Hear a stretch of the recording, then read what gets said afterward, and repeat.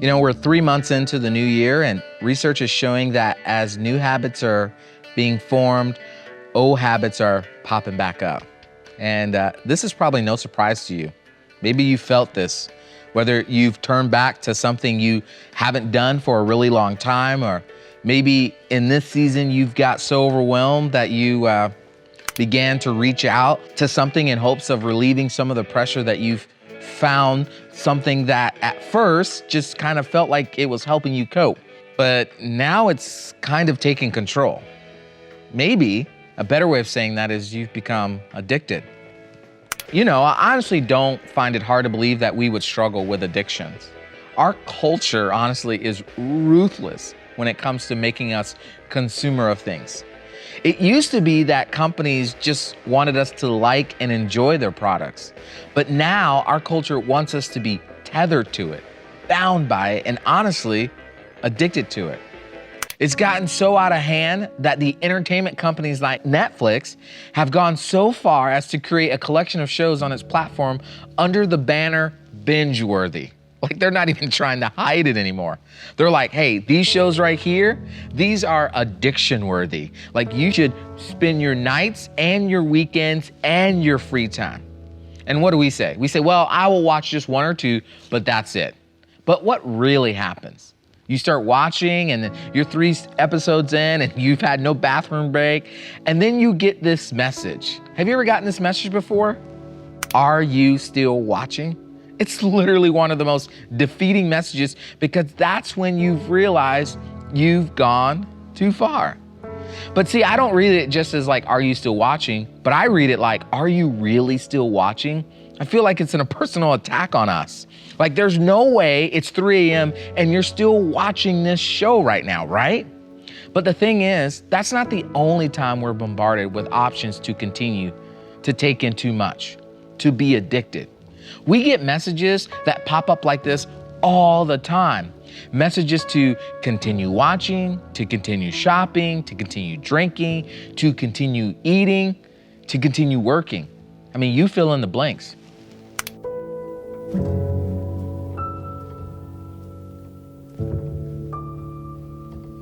We are bombarded with all these things.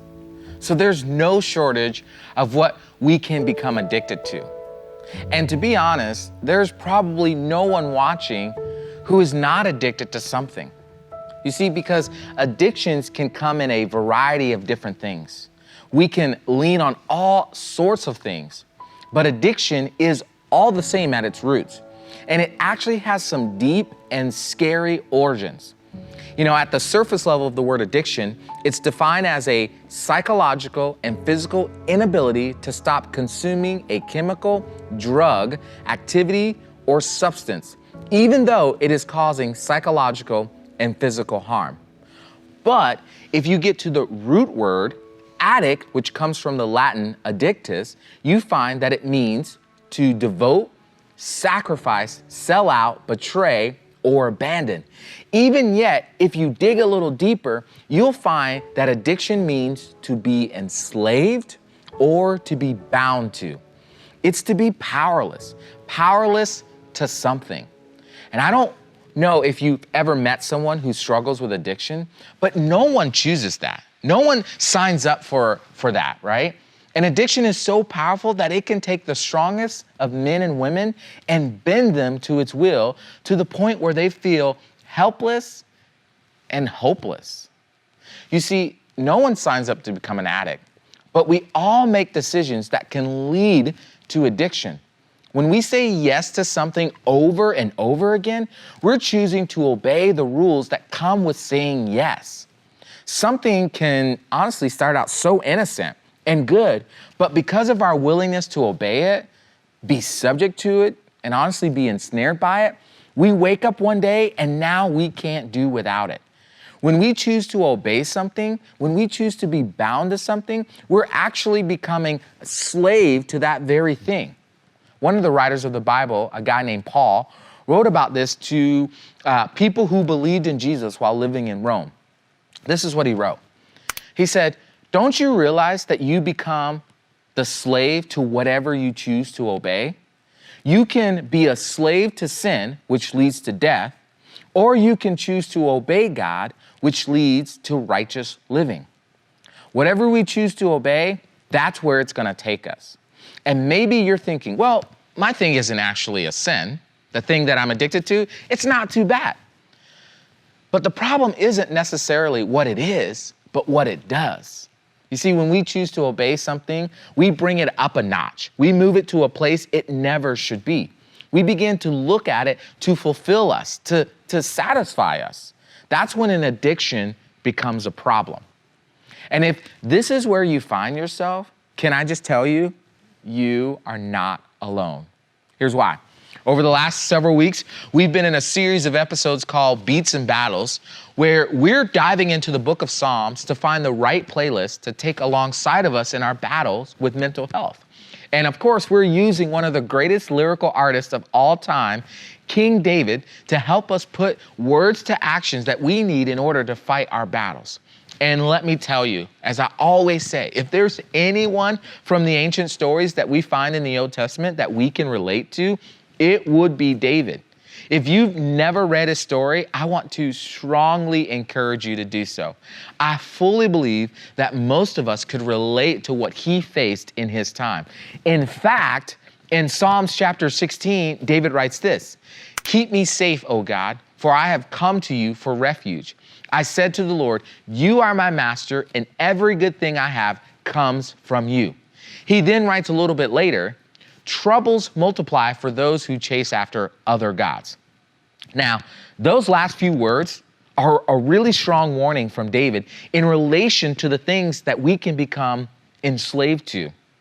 And when he mentions the troubles that await those who chase after other, or maybe a better way of saying that is the wrong gods, he's making a reference to the very first time when human desire and addiction led to trouble. You see, that word gods isn't just a reference to some supreme being who's far away from human connection. This word is also connected to the things that we put number one in our lives. It's the things that we're willing to risk everything in our life for. It's the thing that if we're not careful, we can become enslaved to. It's the lowercase g because it's not God himself, it's an imitation of God. And that's where we find in David's reference to what is called the creation story. Now, if you go all the way back to the beginning of humanity, we see this play out in the very first book of the Bible called Genesis. The first two created beings, Adam and Eve, were placed in this garden, and what happens? Well, they bond with this snake who wanted to trick, lie, and deceive them. And here's the lie that Adam and Eve believe. And it's one that we're all tempted with and fall into temptation under, right? It's God won't, but this will. God won't, but this will. God gave Adam and Eve everything they would ever need. But the snake, who was a being that we refer to as the devil, was able to creep in and say, what about this? What about this tree? What is God holding out on you? Why won't he give you this? Because if you had this, you could actually be better. You could actually be more than what you are. You could actually deal with some of that tension that you're facing. And so what did they do? They take the fruit and they bite into it. What happens? Their eyes are open, but not necessarily in a good way. They decided that the rules that God had set up for them wasn't enough. They wanted more. They were led to believe they could find more, be more, do more. They were chasing after the little gods or pleasures they assumed would provide them with long-lasting fulfillment. But what they actually got was fleeting and false. They became enslaved to the very thing they thought would bring them fulfillment. Because of this, they, and essentially us, are now stuck in this forever cycle of chasing after the wrong things, the wrong pleasures, the wrong gods. And that's where addiction comes in. Now, it's usually the result of a physical, mental, or emotional problem. What started out as a simple fix turned into a complex issue. You see, a problem arose in our life that we didn't have a solution for. We didn't have the words for. We didn't even have the process in place. And so we began to look for something that we thought would help us. And here's the interesting thing about it. It might have even happened without us even being aware of it. Maybe we were working through some unprocessed problems or pain, and then an addiction came in. And whatever it was, it allowed us to temporarily suspend the problems we were having. We were finally able to feel something good. We were maybe able finally to be done with that problem, or so we thought. And we thought we had found a way to short circuit the problems we were having. We bonded to this thing only now to become enslaved to it. So instead of getting out of the cycle of chasing the wrong things, instead of freeing ourselves from the bondage, we dug ourselves deeper into it. And what this cycle and enslavement does is it creates this gap that grows between us and the real God. And so what we try to do is we try to fill that gap, right? We try to fill that gap with what we choose to fill it with, that things that don't actually work. And it actually just creates more problems. And that's what David is trying to get us to understand. When we try to fill the gap with false lies and false pleasures and false gods, we won't find a way out of the cycle or the gap. We will only find more and more trouble. Now, in order for us to truly fight our battles with addiction, we have to understand what we're up against. You see, addiction likes to disguise itself as something we need, something that we can't do without. So there are 3 common ways addictions are formed. Addictions can be formed through pleasure, possessions, and pride. And I just want to spend a little bit of time working through each one of them. Now, there are a lot of things that can bring us pleasure. The fascinating thing is that our brains register it all the same. No matter where the source of it is, it gives us the same dopamine hit that we want to have. We will literally give up everything to have this one thing we think will bring us pleasure.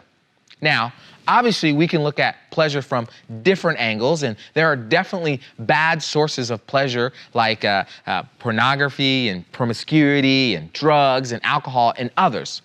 And there's a sense of pleasure that those things give us, and we definitely need to be on the lookout for those.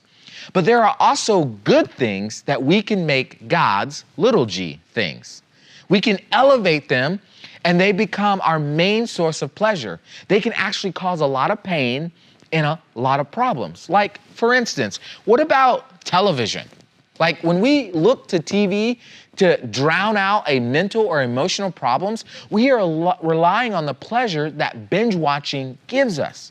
Now, to prove this point to you, I want to share with you a recent survey taken by Netflix that found that 73% of the people who responded said they felt positive feelings when binge watching. That's crazy. In fact, one of the organizations that track engagement with TV shows reported that 361,000 people watched all 9 episodes of Stranger Things Season 2 on the first day it was released. That's a lot of people. Now, regardless of what it is, we believe somewhere deep in us that without this thing, without this little God, we can't move forward. We think we need to bond with this pleasure-creating thing. Now, the second one is this. We see a lot of addictions around acquiring things, to have things, craving them. It can be anything. It's the scale of where you live. It's shoes, it's clothes. It could be houses. It could be cars. It could be more plants because you've become a plant parent. It could be the sensation you get when the Amazon package shows up. Like this somehow becomes the best part of your week when that package shows up. What we've found so interesting is that researchers used to think addictions were just for things like drugs and alcohol. But what we're actually finding is that shopping can create the same bondage, the same enslavement. It can be found there too, believe it or not. And here's the last one, pride. Now, pride is where it kind of gets tricky. Pride sort of lives at the foundation of the first two. A lot of times, it's the vehicle that drives our pleasures and our possessions. And when we get beyond the surface level of our pleasures and past the things we are acquiring, all the things that we want, we find that they are really just for us and for our benefit. This is a pride thing. And I'll be honest, pride is so tough to figure out because it's super confusing. on one hand, you hear pride talked about like in this negative way, like it's a bad thing, right? But then on the other hand, pride can look so good. Like pride is the driving force, but the results are what is being celebrated. And that's a really tough spot to be in. For instance, you see, I struggle with working too much. The official term is a workaholic. I'm a 3 on the Enneagram, and I have this huge desire to achieve things. And sometimes I can put in 60 to 70 hours a week. Now, no one sees that, however, except my family. What others see is the finished work, the ideas, the strategy, the productivity. And so it gets celebrated. And when it gets celebrated, it just makes me want to work even harder. Is that you? You're getting a pat on the back? You're wearing it like a badge of honor, right? But the question you and I have to ask ourselves is, what's the driving force behind that? Why are we working all those hours? Is there something we're trying to prove to someone else? How about this? How about the addiction of people pleasing? Like you can feel it yourself. Whenever you go through a period of time when you're not getting affirmed the way you think you should, it begins to spiral to your identity and how you feel about yourself. Like you find yourself at the end of the day completely wrecked because you didn't hear what you needed to hear. What is that? That's an addiction to pride. It's this idea that I need something else, that I need to achieve something, to be something, to possess something that I don't currently already have. And until I get it, I won't be enough. I need to bind myself. I need to be bound to something else so that I can feel worth it. And David takes all 3 of those and says, don't fall into the trap. Don't fall into the trap of believing that God won't, but this will. That there are pleasures that will do for you what God can't do for you. It's foolishness. And David understood that the world would try to make us believe that the quick pleasures we get and the possessions we can have are good enough. But it's actually a bait and switch. You see, I think we all know that the things that give us pleasure, the things we think make us whole, we know somehow that they are fleeting, but we lose sight of our own desires. Those are never ending. They will never end. And because of such, getting out of the cycle of chasing fleeting things never end. Honestly, we're a bottomless pit that cannot be satisfied. One of the ancient wisdom books that we find in the Bible called Proverbs puts it like this, honestly. Just as death and destruction are never satisfied, so human desire, it's never satisfied. It reminds me of Christmas and how my kids beg my wife and I all year for certain things, right? And so we end up getting a few of them. And on Christmas morning, they open their gifts and they're super excited. They got what they wanted and they say they can't wait to spend the rest of their lives using their gifts, right? But then a few hours later, and they're in our room telling us that they're bored out of their minds. Are you kidding me? Like, really? Let's be honest. That's all of our hearts.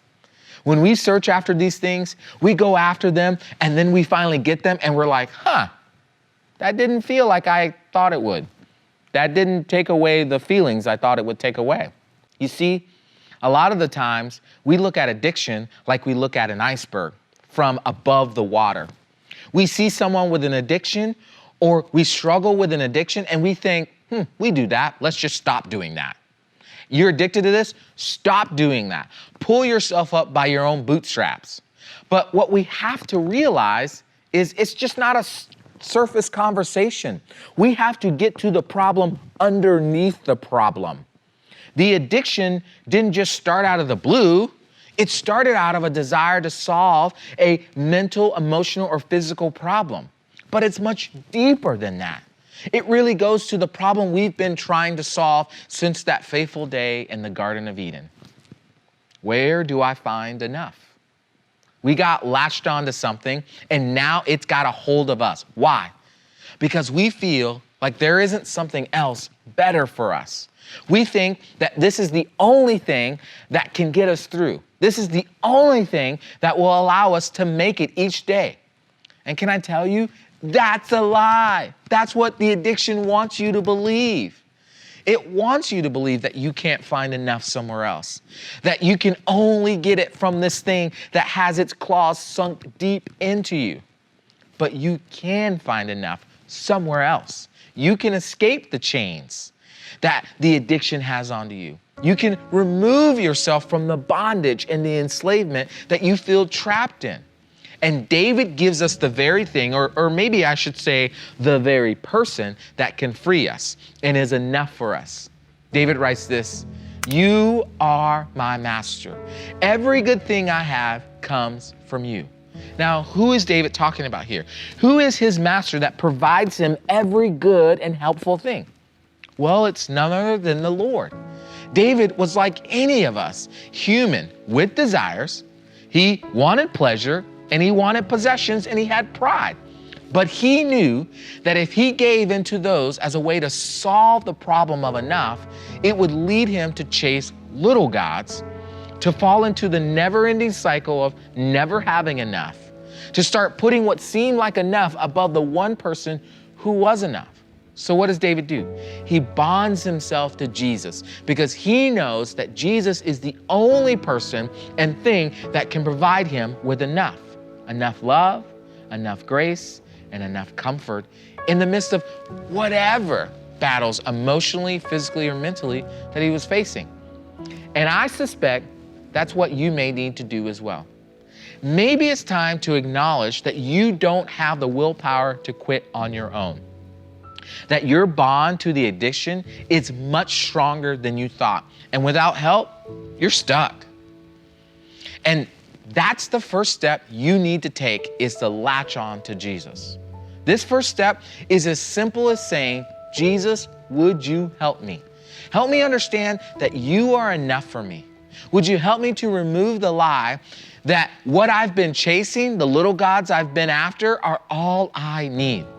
Jesus, would you help me to stop believing that you can't, but this other thing will? Jesus, will you help me get below the water to see the deeper issue at hand? Because once I can understand that, I'll know even more how enough you are for me." Now, that's only the first step in your battle with addiction, but it's not your last. For some of you, it may mean the next step is seeking professional help. For others, it may mean getting rid of some accounts and adding some accountability. Whatever the next step is for you, don't do it alone. Find someone that will go with you, to be with you, to walk with you in this journey of finding Jesus as enough for you.